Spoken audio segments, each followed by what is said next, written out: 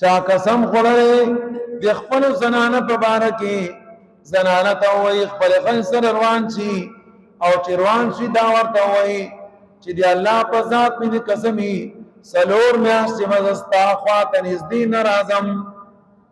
دې ته ویل کېږي ایلا.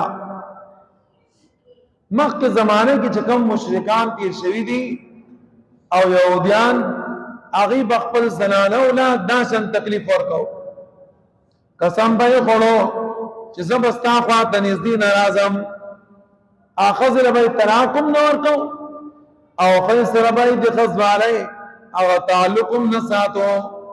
د الله دا مخلوق پیدا شان بندیوانه. الله رب العزت هغې په باره کې فرمایي دې ته ویل کېږي ایلا. او دا ایلا چې کوم دا د دې تعلق څلور میاشتو سره دی. که یو سړی دا وایي خپل زنانه ته څلور میاشتې یا پنځه میاشتې یا اووه میاشتې یا زندگی بر زبا تا ته خواته نه راځم، دا اوس ایلا شو. او که مثال په طور باندې یو سړی د یو میاشت یا دو میاشتو یا لس پنځلس ورځو خبره وکړي هغه بیا ایلا په قسم کې نه راځي. دا ایلا چې چا وکړه څلور میاشتې یا څلور میاشتو نه زیات هغه سړي دپاره د شریعت حکم دا دی چې کله دا وخت پوره شو نو ستا زنانه ته به یو طلاق میلاو شي، هغه طلاق ته ویل کېږي طلاق باین. هغه طلاق ته څه ویل کېږي؟ طلاق باین.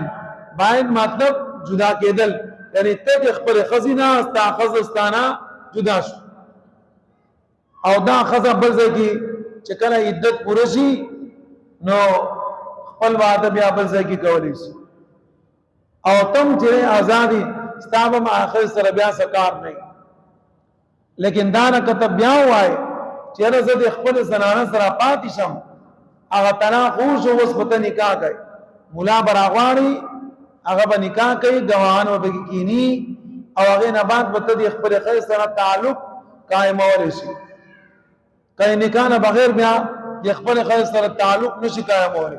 یو طلاق باره کې خبره کو او که چا درې طلاق خپلې زنانه ته ورکړل نو هغه بیا د خپلې ښځې سره واپس نشي راتلی تر دې پورې چې دا زنانه بل چا سره واده ونه کړي، هغه سره وخت تیر نه کړي، هغې پورې دا د خپل خاوند ته واپس نشي راتلی. او یو طلاق په صورت کې دا گنجائش دی نو که چا داسن ایلا وکړه یو طلاق باین به ورته پرېږدي. ښځه آزاد او سړی آزاد، دا دواړه به آزاد شي یو بل. او که د څلورو میاشتو نه کم وي نو بیا ښځې ته طلاق باین نه ملاویږي. ښځه د دې سړي ښځه ده، بیا طلاق باین نشته، خپل وخت یې ورسره تېروي او بیا چې طلاق ورکوي هغه ځان له کې سره د هغې دې سره څه تعلق نشته. الله پاک فرمایي للذین خلق یؤلون من نسائهم چې قسمونه خوري خپل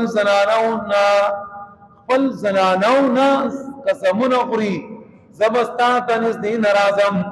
الله پاک فرمایي تربص 4 اشهر، انتظار کول څلور میاشتې انتظار کول دا اعلان او څلور میاشتې نه مخکې هغه اعلان ده. که بالفرض تا څلور میاشتې دا قسم وخوړو او ته وایې چې یاره اوس زه دا خپل قسم ماتوم، خپل دې زنانه ته نږدې ځم، نو بس هغه قسم مات کا، ښځې ته به طلاق هم میراونه شي او تا باندې صرف دومره کار دی چې کفاره به ورکړي. هغه کفاره په تا راغله.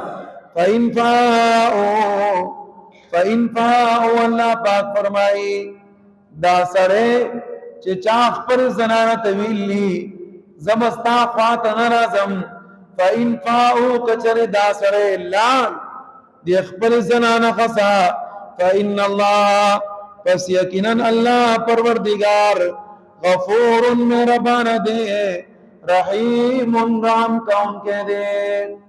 اللہ پتا سو معاف کی.